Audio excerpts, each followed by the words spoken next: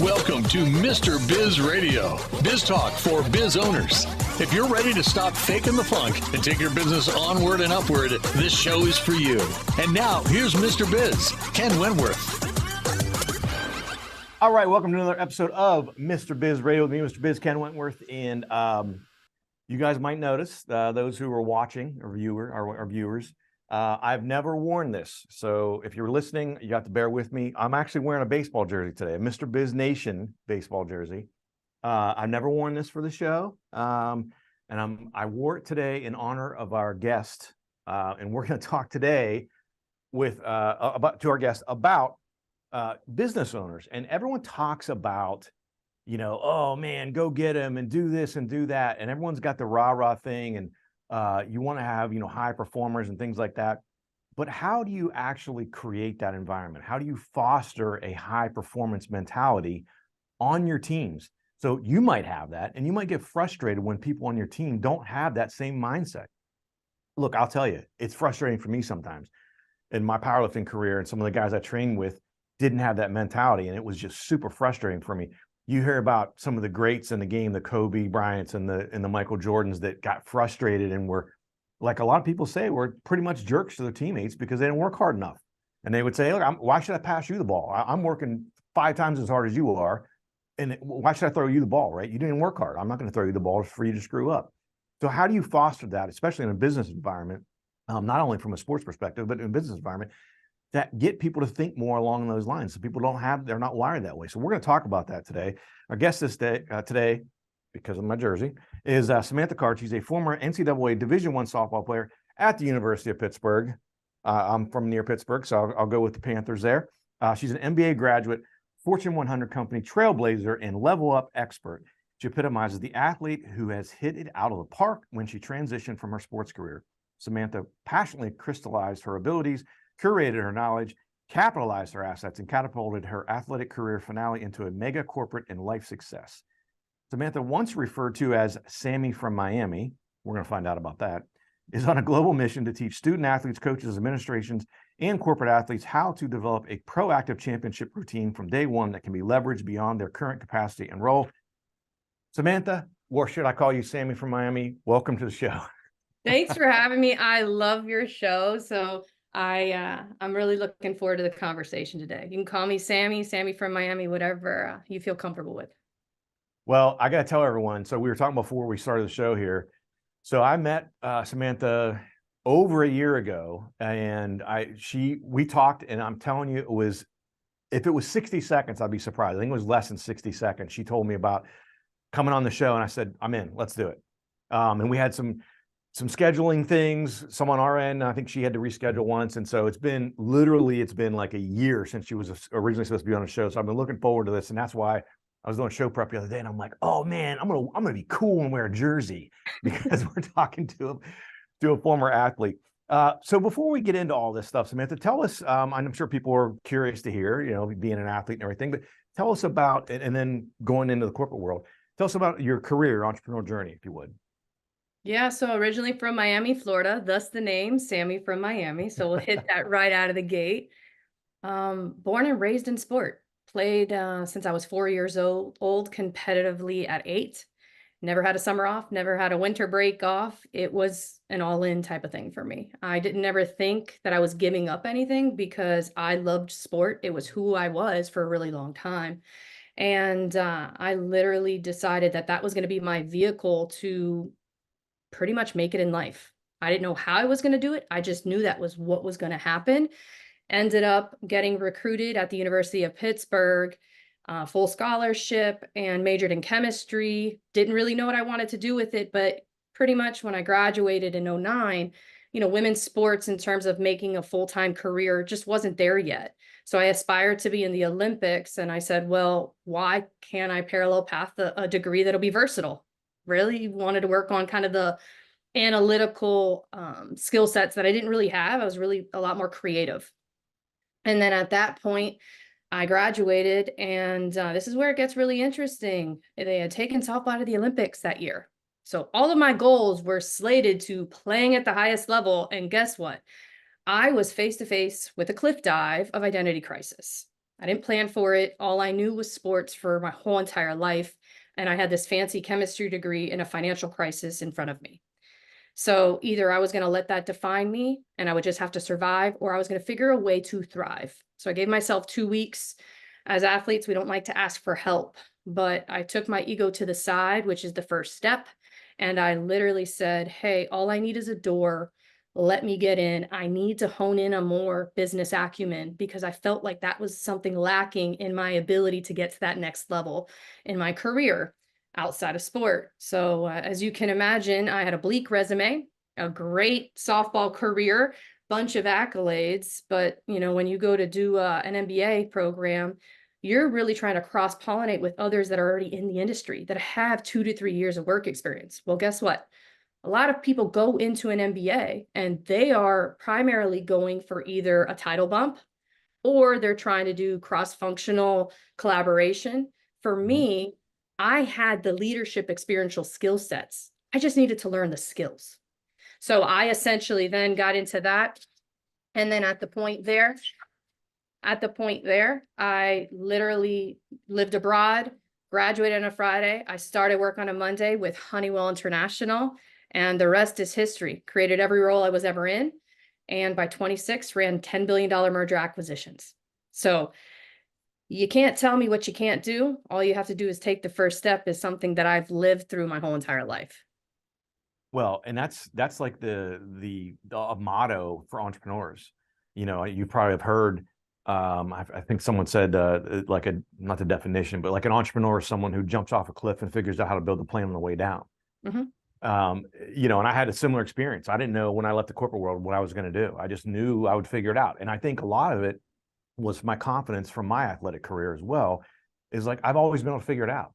I know that I'm going to put everything in and I'm going to figure it out. I don't know what the heck it's going to be. I don't know what it's going to look like. I don't even want to try to define it at this point. I'm just going to keep charging ahead, jumping off that cliff, and I'm on my way down and time's running out. Let's figure this out. Let's MacGyver this thing, right? It sounds like you did that as well.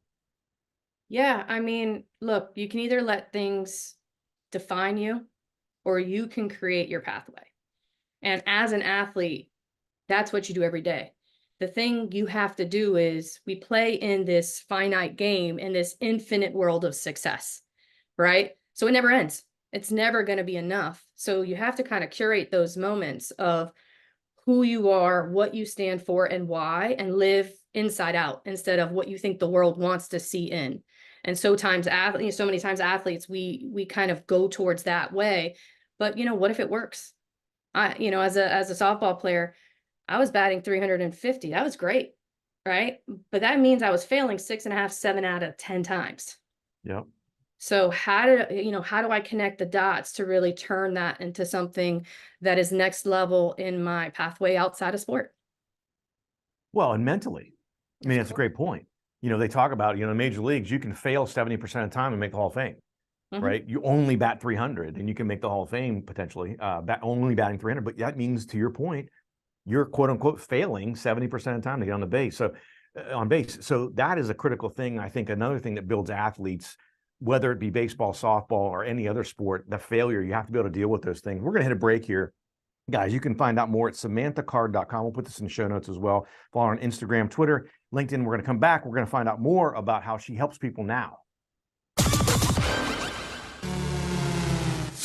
If you would like to reach hundreds of thousands of business owners every week, Mr. Biz Radio can help. Our show airs globally 7 days a week for more than 25 hours across several internet radio stations, plus 20 plus podcast platforms. Also, video exposure on the new exclusive Mr. Biz Network streaming channel, which gets blasted to 100 plus streaming platforms, and the Mr. Biz YouTube channel, and our 350,000 social media followers multiple times every week. Join Mr. Biz Nation as an advertiser by emailing us at info@MrBizSolutions.com. Attention, Mr. Biz Nation. We have an exclusive offer just for you. Get lifetime access to scarcity countdown timers and logic links for only $69. Yes, you heard it right. Only $69. These tools will add urgency to your email campaigns and website pages, helping you increase conversions, sales, and capture more leads. Don't miss this incredible opportunity. Visit getpulstools.com now and take your business to new heights. Got a question for Mr. Biz you want answered on air? Email it to info@mrbizsolutions.com. Now, once again, here's Mr. Biz. All right, welcome back to the show. It is time for the Mr. Biz Tip of the Week, and this one is, I like to call this Pricing Psychology 101. If you haven't realized this, when I tell you this, you're probably going to be like, have the light bulb go off above your head, and you're going to be like, oh, the last time I was in fill in the blank, Target, wherever, right? You were shopping somewhere. And that is, and they did a study on this. This is from the Harvard Business Review, so this isn't like some janky, whatever website or something. When consumers are given two different choices, two price choices, 80% of the time they'll choose the higher priced item. They feel like that the lower priced one is cheap. It's a piece of crap. They don't want it, right? If you give them three choices, 85%, it's a little bit higher, 85% of the time, guess what they choose? The middle one. I call it the Goldilocks theory. This one's too hot, this one's too cold, this one's just right. So keep that in mind, and especially as you are, as a consumer, be mindful of that as well, as that's a pricing marketing ploy that a lot of places do. They really try to funnel. What they want you to do is buy the middle one, right? They give you three choices. They want you to go to the middle one. They want to make sure you stay off the cheap one. And some people will buy the higher price one just because they're highfalutin or, trying to be bougie or whatever. But that's what they're trying to do, is get you towards that middle one that you feel like there's more value and things like that there. Also, if you're a business owner, keep that in mind with your pricing. So keep that in mind. Pricing Psychology 101, Goldilocks theory, as I call it. That's Mr. Biz Tip of the Week this week. Again, talking this week with Samantha Card. You can find out more at samanthacard.com. She's on Instagram, Twitter, and LinkedIn as well. Look, before we even get into it, I want to talk about how you're helping people nowadays. But I don't know, someone whispered in my ear, someone told me that you may have maybe done a little something recently at some major, massive sporting event. Just a little something. I think it's called the Super Bowl. It's just something there, right? No, it's great. And it's part of a Founders Live event, which really is congruent with what I'm doing now. And it's, providing a safe haven ecosystem for athletes to think beyond sport. And some want to be entrepreneurs. Some want to enter into a small business. Some want to get into corporate America. And this is essentially a platform to really show others that they can do it. And they have to effectively pitch in less than 90 seconds. And the audience votes. So it's been an exciting experience. Yeah. And, it reminds me, and we were talking about this a little bit in the first segment, but going back to the whole athletic mentality, when I was at JP Morgan and I would recruit people, I did some recruiting at Ohio University, and a lot of my peers would make fun of me because I'm at this, financial institution, white shirt and tie with the guys and all that stuff, right?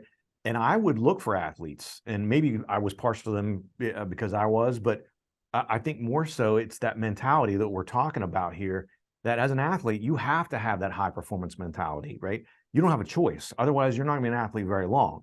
And I would rather have someone who is an athlete and had a 3.3 GPA versus someone who has no social activities, no leadership, no anything, and they got a 4.0.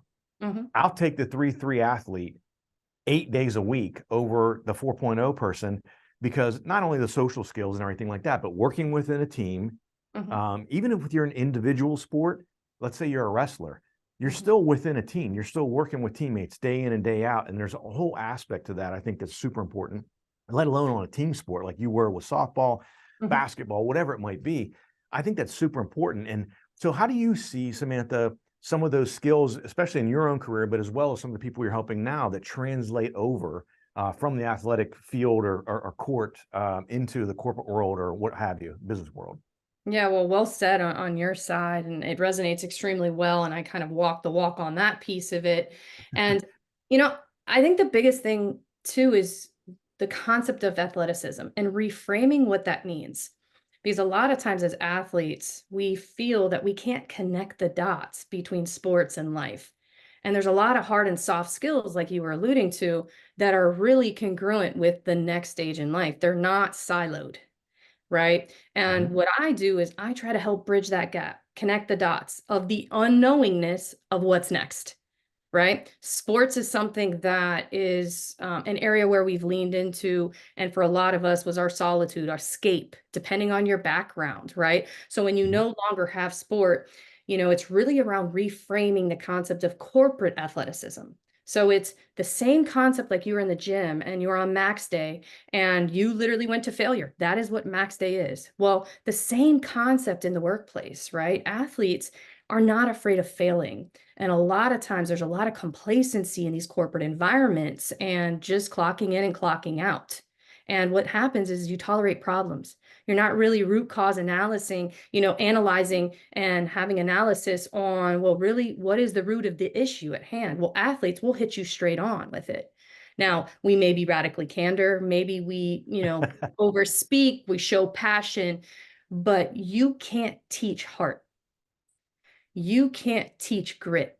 It's something that you learn through experience. And it's something that for me, because of my ability to fail, I've learned how to fail faster. So a good way to think about it is when I was up at bat as a freshman versus when I went up to bat as a senior, I still was the same player, but the way I processed the game and how it slowed down for me changed.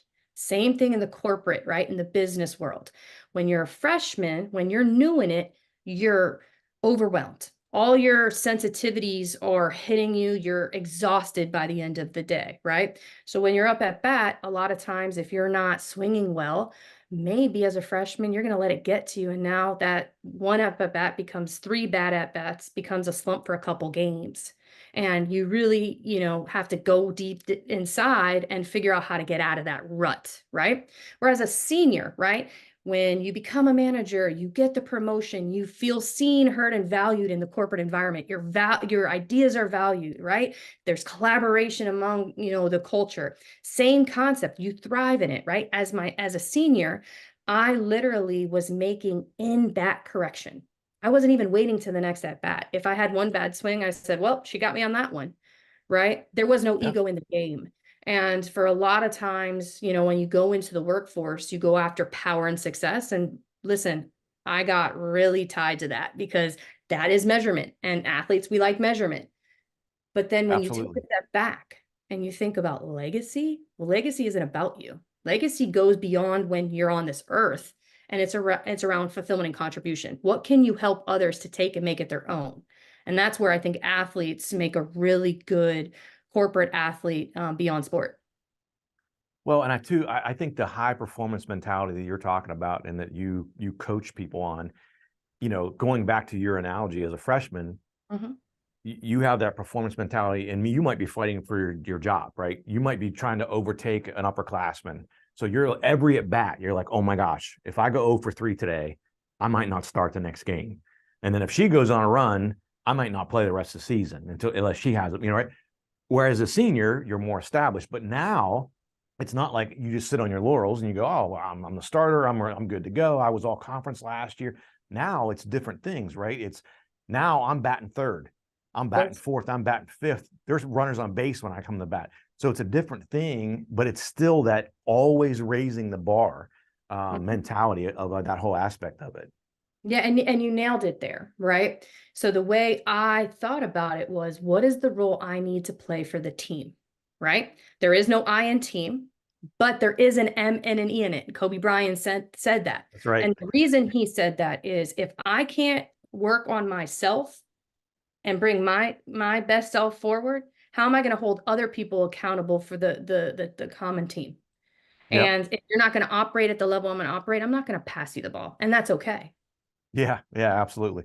Guys, we're going to another break here. We're going to come back. We're going to pick Samantha's brain a little bit on how to be able to foster some of this high performance mentality with our teams.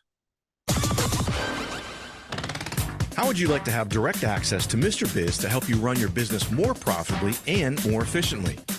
At MrBizSolutions.com, you get live access to not only Mr. Biz, but also several of his hand-picked and trusted business experts, each with 20 plus years of experience to help you optimally manage and grow your business. That's just the start of where Mr. Biz Solutions begins. Learn more at MrBizSolutions.com. That's MrBizSolutions.com. Attention, Mr. Biz Nation. We have an exclusive offer just for you. Get lifetime access to scarcity countdown timers and logic links for only $69. Yes, you heard it right, only $69. These tools will add urgency to your email campaigns and website pages, helping you increase conversions, sales, and capture more leads. Don't miss this incredible opportunity. Visit getpulstools.com now and take your business to new heights. Check out all 3 of Mr. Biz's best-selling books at MrBizBooks.com. Now, once again, here's Mr. Biz. All right, welcome back to the show, everyone. If you are a business owner and you have been being crushed by healthcare costs recently, providing healthcare for your employees as well as you and your family yourself, I got something I want you guys to check out. I'm not affiliated with this company, but I'm talking with some of my clients actually about them, and I wanted to pass it on to you guys. You can go out to MrBizHealth.com. Again, it's Mr. Biz Health. I bought the domain. That's not me. But they wanted to make it easy for listeners and viewers to be able to remember it. But Mr. Biz Health, so they have over 500 different plans. Cost savings they average over a typical health plan is 30 to 70%. They've got plans that start as low as $73 a month for individuals, $378 for families. You can keep your current providers. It's not limited to any in-network anything. It's actually a nonprofit company. So it cuts through a lot of the typical healthcare BS stuff you have with the middlemen and all that.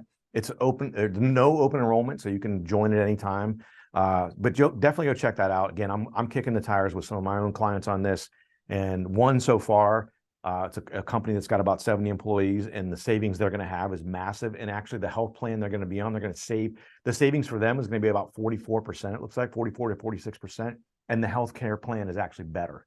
So definitely go check it out, MrBizHealth.com. I wanted to pass that along. All right, Samantha, it is time to pay the piper.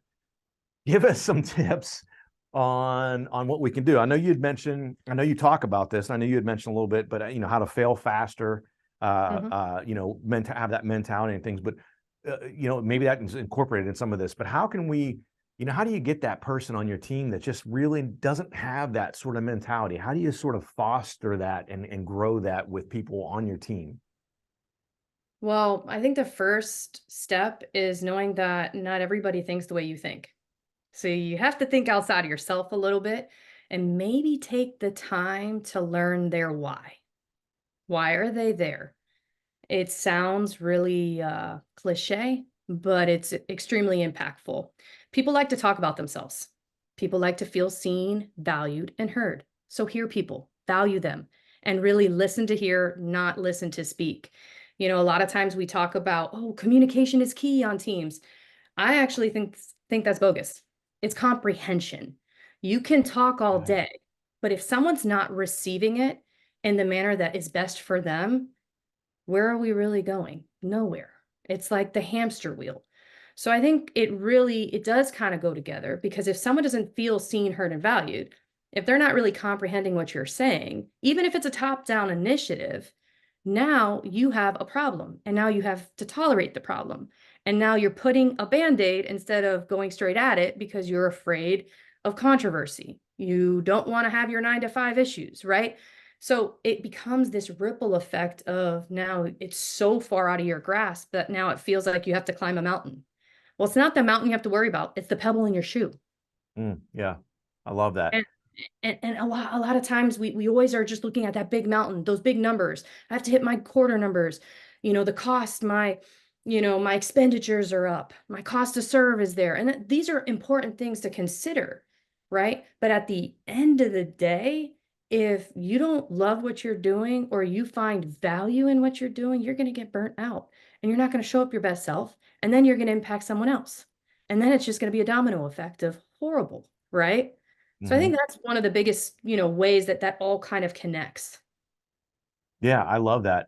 And it alludes to, it's a little bit sort of a tangent to what you're talking about, but what you described is I look at when people do that, they're treating a symptom and not the problem, right? Oh, perfect. Well said. I hurt my knee and I'm just going to take ibuprofen and wrap my knee every time instead of getting my knee fixed. Figure out how did I hurt my knee? Because if I don't figure out how I hurt my knee in the first place, I'm going to keep hurting my knee. I'm going to keep needing to take anti-inflammatories and wrapping my stupid knee. And maybe even if you get surgery and fix it, if you don't figure out how you messed it up in the first place, you're going to end up with another surgery.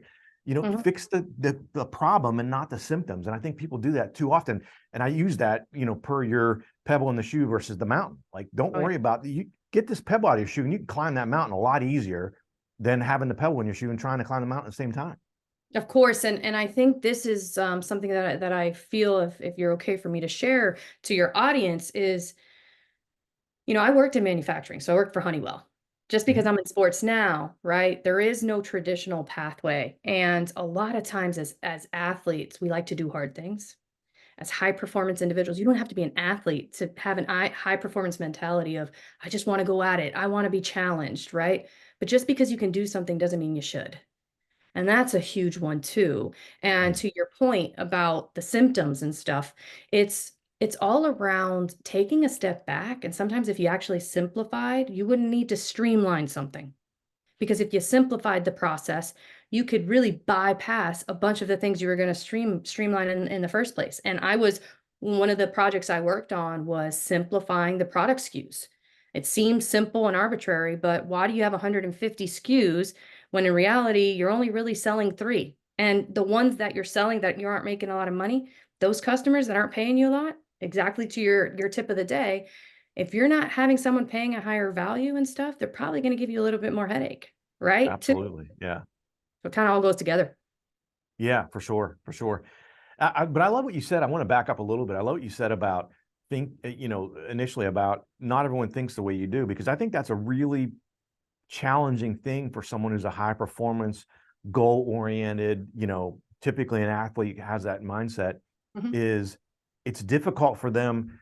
Think about how many absolute Hall of Fame players in all sports are awful coaches.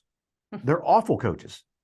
And I think a lot of it alludes to what you said, Samantha, is they just expect, number one, maybe they have natural talent. And so they don't get why you don't know that on an 0-2 count with the runner on second, that they're probably going to throw you an off speed away. They're like, that's just natural. Why don't you think that way? Right. Because they don't have your talent, but also they don't have your work ethic, maybe your teamwork, all the things you talked about earlier. And so I think that's an important thing as a high performing person, because otherwise I think it's easy for someone like that to just steamroll people and say, you stink, you're not working hard enough, get out of the way. Like I alluded to earlier, like Kobe Bryant was known to do that to some teammates, and Michael Jordan, trying to motivate people. So I think that's a big thing that really, especially in the corporate world, can lead to, combative relationships and bad situations with that. Yeah. And I'll tell you, when I first entered the workforce, right? First in, last out, control my controllables, all the things we hear all the time. Yep. But what became interesting about that was I had to shift my bull in a china cabinet mentality, because not everyone wanted it the same way I wanted it. And I treated everything like I wanted to win. Winning to me is everything. Still is. But the definition of winning and success has changed. And it's not about me. And I took myself out of my ego-driven desire to win and said, well, hold on a minute. If it's not about me, what do I need to change? What do I need to look inside myself, right? And even though I may not like it, even though I may not resonate with that, I'm going to listen to hear and understand. I'm going to comprehend. I don't have to agree, but I have to understand where that common ground is so we can have thoughtful debate. So then that person that maybe won't vocalize because they're not as loud has, the ability to sit at the table and actually come with their best ideas, because guess what? They probably have some good ones. They just don't feel seen, heard, and valued. And it always goes back to that for me. So that was kind of one of the things that I learned, right on. And that's because you try to create that identity in different weys. Yeah, I love that. I found that out the hard way when I became a leader, and not, thinking everyone else would think that way. So we're running out of time here, but I know you'd casually mentioned, well, I did some stuff at the Super Bowl, but you also have another pretty exciting thing coming up here with the NFL Combine, right? Yeah, so we have just launched our Success Beyond Game Day Mind pilots. So they're mind labs. So what we're doing is we're helping to actually break down heart, grit, emotion, resiliency, storytelling, and we're helping them hone in and connect the dots to articulate who they are beyond the game. So we're combining helping these guys perform at the highest level on and off the field. That's awesome. That's awesome. Again, we'll put it in the show notes, samanthacard.com. Instagram, Twitter, LinkedIn. Samantha, we're out of time, but thanks so much for coming on the show. Thank you so much for having me. It's always a good time to talk with you. Yeah, appreciate it. Guys, have a fantastic rest of your week. Thanks for watching. Thanks for listening as always. And don't forget, cash flow is king.